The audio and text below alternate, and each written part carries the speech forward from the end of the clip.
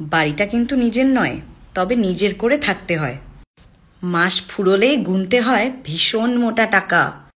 বাড়ির মালিক বললে পরেই ঘর করতে হয় ফাঁকা।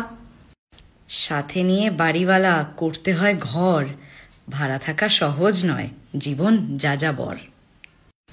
হ্যাঁ, ভাড়াটিয়া অন্যের বাড়িতে নিজের মতো করে থাকতে পারার গুণ এবং অ্যাডজাস্ট করার ক্ষমতা একমাত্র ভাড়াটিয়াদেরই থাকে।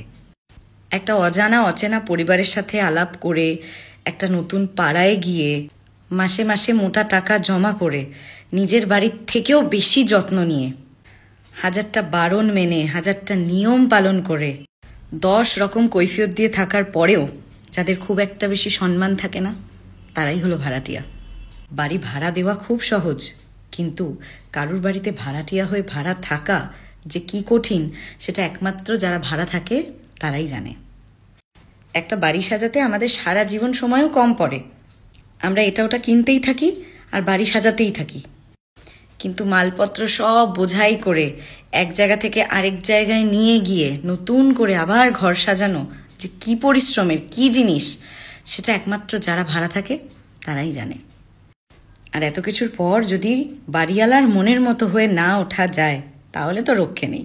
বাড়িওয়ালা এসব কিচ্ছু ভাববে না, সোজা বলে দেবে বাড়ি খালি করে দাও বা উঠে যাও। তারপর মরণ দশা হয় ওই যারা ভাড়া থাকে তাদের। ভাড়া থাকা মানে এখনও স্বাধীন ভারতে পরাধীন থাকার মতো।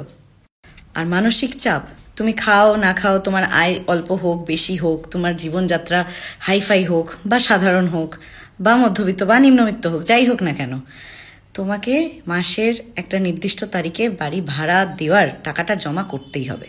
এটাই হলো মানসিক চাপ, আর সেটাও তারাই জানে যারা ভাড়া থাকে।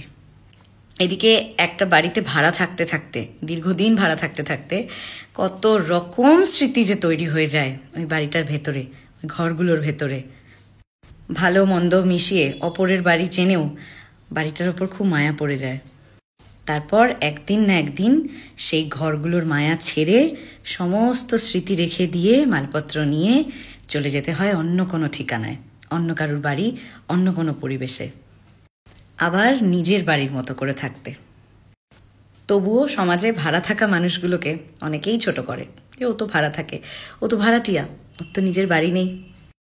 জীবনে একবার না একবার ভাড়া থাকলে, সে 1 মাসের জন্যই থাকো, 15 দিনের জন্যই থাকো, 10 দিনের জন্যই থাকো, থাকলে বোঝা যাবে ভাড়াটিয়াদের কত ঝামেলা পোয়াতে হয়। হ্যাঁ, তবে অনেক বাড়ির মালিকরা আছে যারা নিজের ভাড়াটিয়াদেরকে নিজের বাড়ির সদস্য মনে করে রাখে, নিজের বাড়ির মতোই যত্ন করে রাখে। ভাড়াটিয়াও দিন শেষে কোথাও একটা ভাবতে শুরু করে যে এটা তাদেরও বাড়ি। কাজ থেকে ফেরার সময় ভাবে না ভাড়া বাড়িতে ফিরছি, ভাবে নিজের বাড়িতেই ফিরছি। তাই পারলে ভাড়াটিয়াদের একটু সম্মান করবেন, কারণ মাস শেষে আমরা নিশ্চিন্ত, কিন্তু যারা ভাড়া থাকে তারা সারা জীবন, যতদিন না নিজের বাড়ি হয় বা নিজের একটা মাথা গোজার ঠাঁই হয়, ততদিন নিশ্চিন্ত থাকতে পারে না।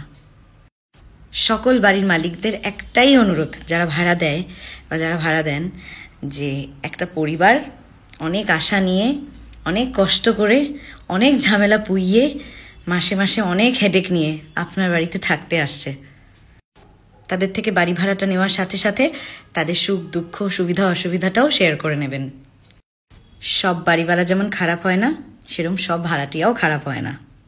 তবে বাস্তবে বেশিরভাগ লোকের কাছেই ওই এখনো স্বাধীন ভারতে পরাধীন থাকার মতো ভাড়া থাকা।